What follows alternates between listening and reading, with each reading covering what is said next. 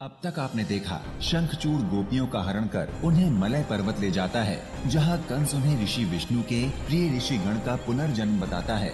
दूसरी ओर नंद तथा वृंदावन वासी मलय पर्वत की ओर बढ़ते हैं, किंतु मार्ग में नारद मुनि उनका मार्ग भटका देते हैं। आप लोग जिस दिशा से आ रहे हैं उसी दिशा में फिर से लौट जाइए। एवं अंततः कान्हा बलराम मलय पर्वत की ओर अग्रसर होते हैं। नरभक्षी वन में बलराम लताओं में अटक जाते हैं, किंतु कान्हा बलराम को रक्षित कर आगे बढ़ते हैं। अब आगे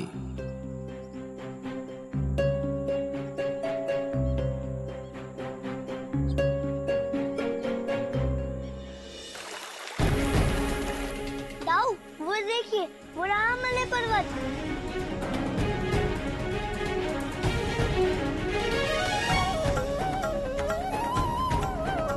कान्हा, अब आएगा आनंद जब मैं उस असुर शंखचूड़ का सिर अपने हाथ से चूर चूर कर दूंगा। चलो कान्हा। दाऊ, ठहरिए। कान्हा, अब क्या हुआ? अब ये मत कहना, पहले हम शंखचूड़ को समझाएंगे, क्योंकि मैं उसको दंड दिए बिना नहीं रुक सकता। कान्हा, दाऊ, एक बार नीचे तो देखिए।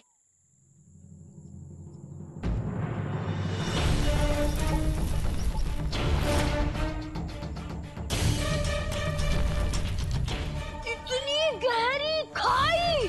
दाऊ, केवल खाई ही नहीं, अपितु लावे से भरी हुई खाई। कान्हा, अब हम इस लावे से भरी हुई खाई को कैसे पार करेंगे? दाऊ, वही तो मैं भी सोच रहा हूँ कि जितनी देर हमें इस खाई को पार करने में लगेगी और उतना ही संकट गोपियों पे बढ़ता जाएगा।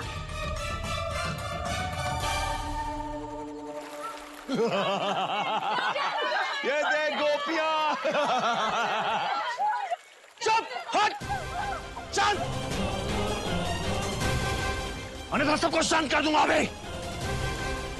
देख रहे हो ना कि मैं अपने शत्रु से बात कर रहा हूं।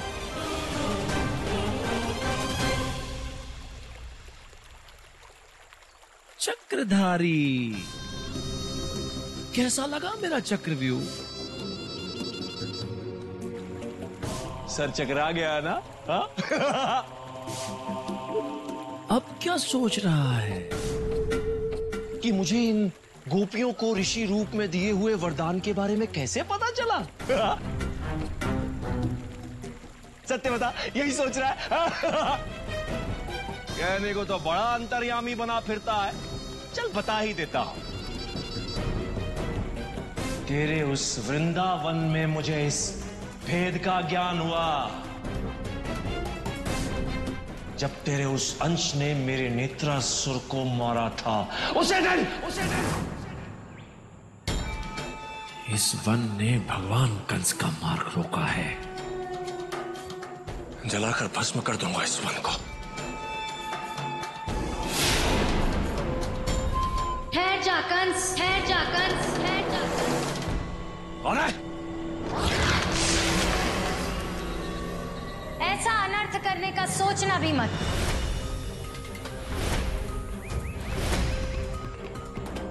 कौन रोकेगा मुझे? तू है कौन? मैं वृंदा हूँ, इस संपूर्ण वन की विरासत, और कोई भी मेरी अनुमति के बिना इस वन को पार नहीं कर सकता। लगता है ये उस साधारण विष्णु की अति साधारण भक्त है, इसलिए उस विष्णु की आज्ञा से भगवान कंस का रास्ता रोके खड़ी है। कंस, मुझे कुछ भी कह लो, किंतु मुझ पर विष्णु भक्त होने का आक्षेप लगाकर मेरा अपमान मत करो। मैं उस विष्णु की भक्त नहीं, अपितु वो तो मेरा सबसे बड़ा शत्रु है। शत्रु? हाँ कंस, पिछले जन्म में मैं असुरा शंखचूड़ की पत्नी थी, और तब उस छल्लिए विष्णु ने मेरे साथ छल किया था।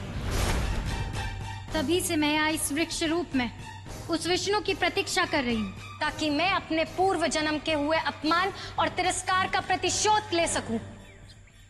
आज पहली बार मुझे विष्णु का कोई शत्रु मिला है, मिली है।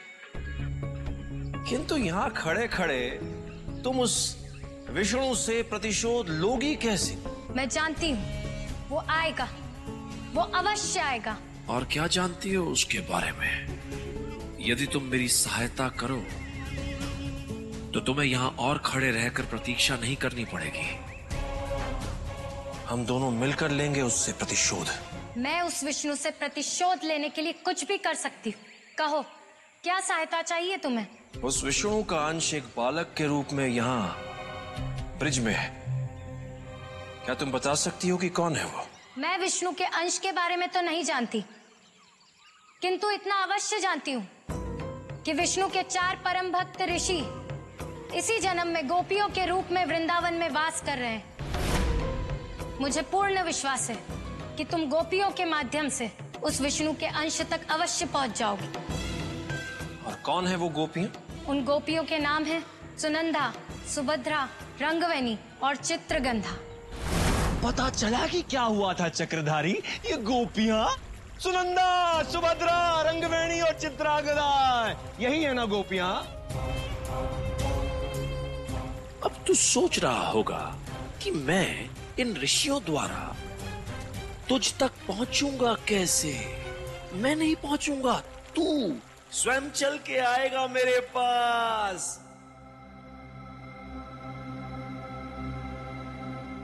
कैसे? इन चारों गोपी रूपी ऋषियों के द्वारा तपोबल के कारण प्रसन्न होकर तूने जो इन्हें सानिध्य का वरदान दिया था, उसी तपोबल द्वारा मैं तुझ तक पहुंच जाऊंगा। कितना सरल है। नारायण नारायण। प्रभु, ये कंस क्या कह रहा है? कंस सत्य कह रहा है देव ऋषि। सत्य कह रहा है? यदि उसने चारों ऋषियों का तपोबल प्राप्त कर लिया तो मेरे द्वारा ऋषियों को दिए गए वरदान के कारण कान्हा को कंस के सम्मुख आना ही होगा और अपने परम सत्य को स्वीकार करना ही होगा। प्रभु, यदि ऐसा हुआ तो आपकी परम भक्त गोपियों का जीवन संकट में पड़ जाएगा। नियति अटल है देवी, और यदि गोपियों के जीवन की यही नियति है तो यही होगा। गोपियों, अब देख चक्रधारी, मैं कैसे इन गोपियों में से तपोबल अलग करता हूं।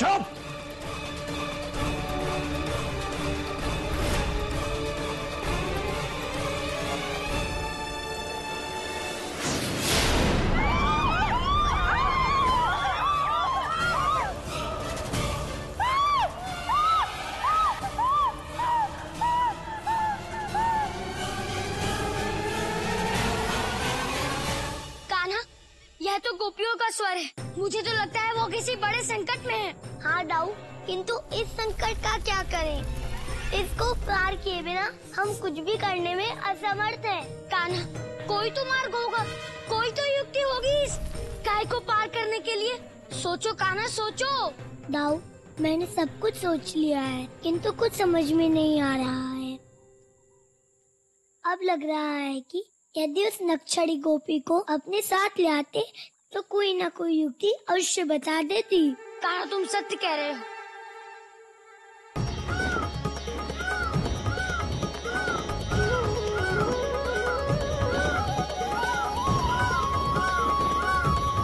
दाऊ, आपको याद है द्रोण पर्वत पे जाते समय उसी ने मगरमच्छ द्वारा हमें तालाब पार करवाया था। हाँ कान्हा, किंतु राधा का वो मगरमच्छ भी हमें ये खाई पार नहीं करवा सकता।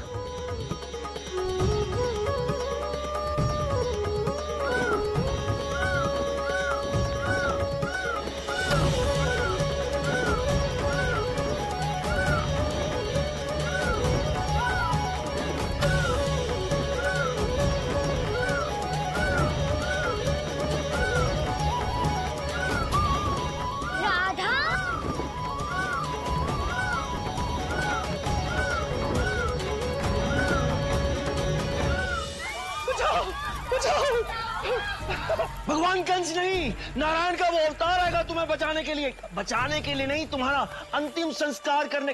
अंतिम संस्कार तो मैं कर चुका हूँ, तुम्हारी राख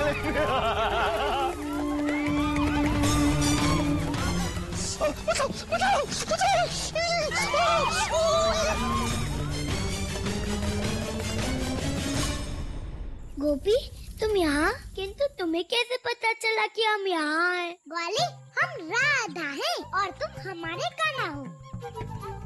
हमें कोई बात पता चले ना चले, किंतु तुम्हारे मन की सब बात हम जान जाते हैं।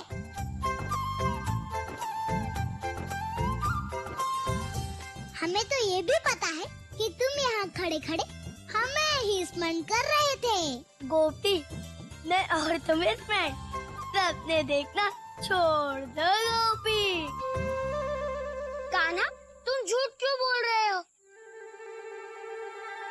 अभी अभी तो तुम राधा को ही तो स्मरण कर रहे थे। ग्वाली, चिंता मत करो, तुम हमें स्मरण कर रहे थे, इसका हम तुमसे कोई मूल नहीं लेंगे, क्योंकि राधा अमूल्य है।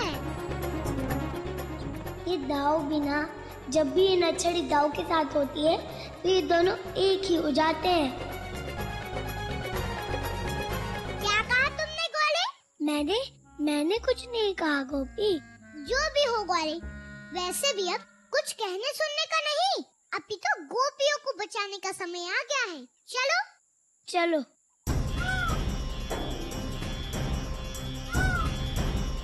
चलिए दाव। चलिए मयूरराज।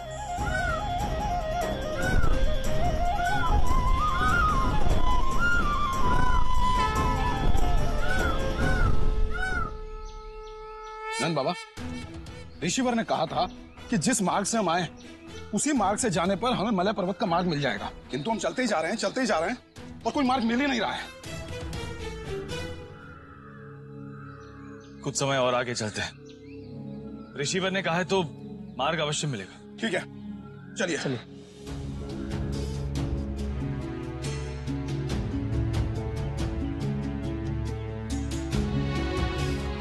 नंद बाबा, मुझे ऐसा प्रतीत क्यों हो रहा है कि ये स्थान वृंदावन के आसपास ही कहीं है। दामोदर, तुम भूल बुद्धि तो थे ही, ब्रह्म बुद्धि भी हो गए। ये स्थान वृंदावन कैसे हो सकता है? नंद बाबा, लगता है मुझे भी ब्रह्म बुद्धि हो गया है। मुझे भी ये स्थान वृंदावन जैसा लग रहा है। दामोदर के साथ रह के तुम भी ब्रह्म बुद्धि हो गए हो। चलो।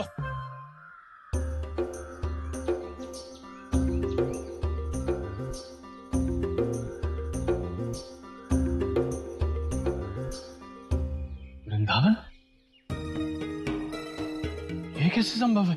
नंद बाबा, मुझे लगता है कि मलय पर्वत का मार्ग वृंदावन से होकर ही जाता है, इसीलिए ऋषिवर ने हमें यहाँ भेज दिया। दामोदर, ये तुम क्या कह रहे हो? मैं सत्य कह रहा हूँ नंद बाबा। सोचिए, कान्हा वृंदावन में है और उसे मलय पर्वत का मार्ग पता है, तो कान्हा के बिना हम मलय पर्वत नहीं जा सकते, और संभवतः ऋषिवर ने हमें यहाँ इसीलिए भेज दिया हो। तुम सत्य कह रहे हो दामोदर। चलो, अब कान्हा को साथ लेकर ही हम मलय पर्वत जाएंगे। हाँ।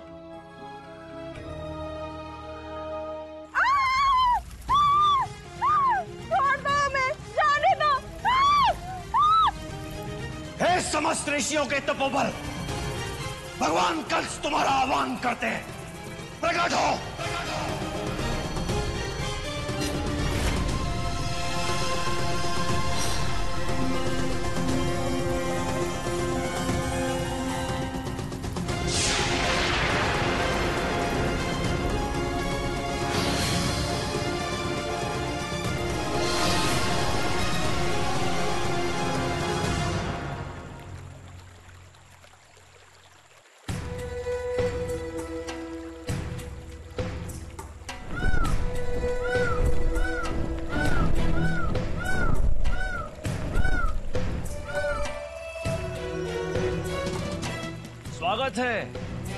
स्वागत है ऋषियों।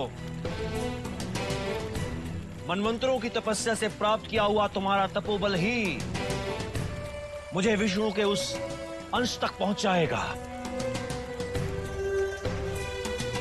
इसलिए भगवान कंस तुम्हारा तपोबल धारण करेंगे।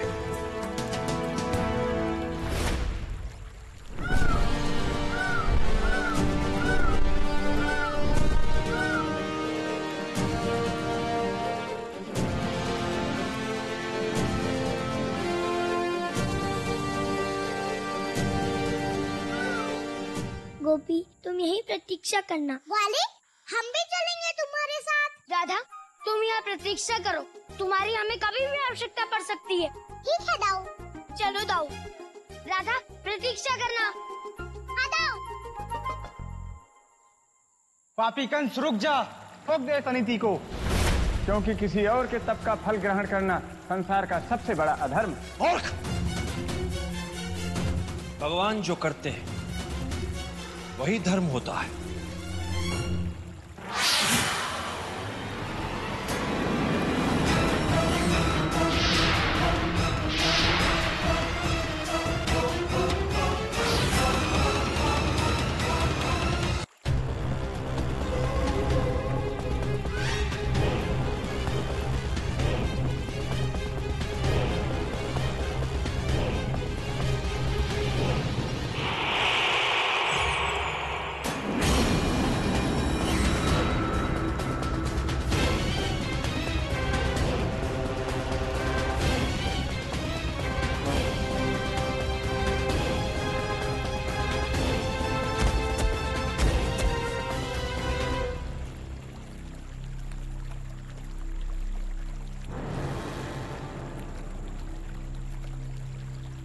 शंखचूड़, भगवान कंस कभी तुम्हारी सहायता नहीं भूलेंगे। और कोई आज्ञा भगवान?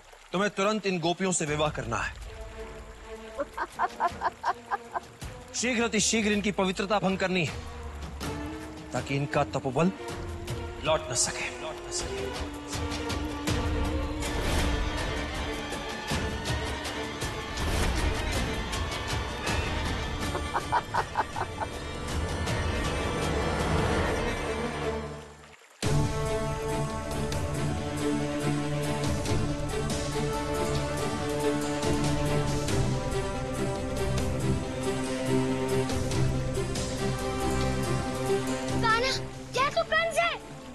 लगता है वो गोपियों का जीवन अपने साथ लेके जा रहा है, हमें उसे रोकना होगा। चलो कान्हा, शीघ्र से गिरो।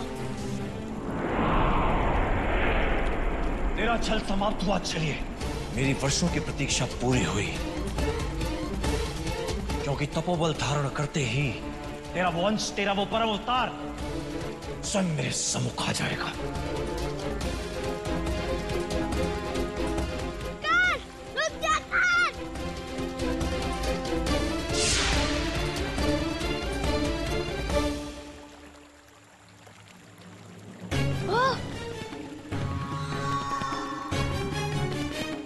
ये बालक कौन है?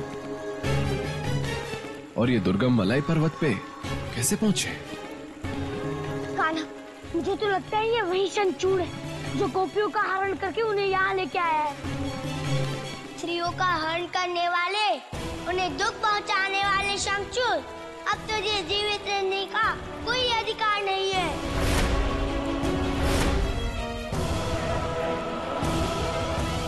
ए बालक, वही रुक।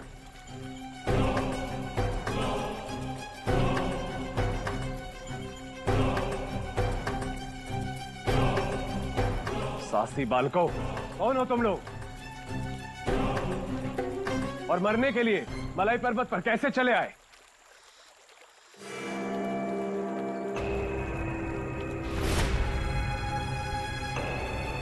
दाऊ, आप गोपियों को संभालिए, तब तक मैं ससुर को संभालता हूँ। ठीक है कान्हा। क्योंकि उद्धारक बालक, अंतिम बार पूछ रहा हूँ, कौन हो तुम? शंखचूड़, प्रश्न तुम नहीं, अपितु मैं करूँगा। तो तुम हो जो गोपियों का हरण करके उनको यहाँ तक ले आए। आंखें खोलो सुभद्रा, शीघ्रता करो। आंखें खोलो रंगवेनी, आंखें खोलो, शीघ्रता करो। ए बालक, गोपियों का हरण तो मैंने किया है, परंतु मुझे समझ में नहीं आ रहा कि तुम्हारा हरण किसने किया है जो तुम इस समय मलाई पर्वत पर खड़े। आंखें खोलो गोपी चित्रगंधा, आंखें खोलो।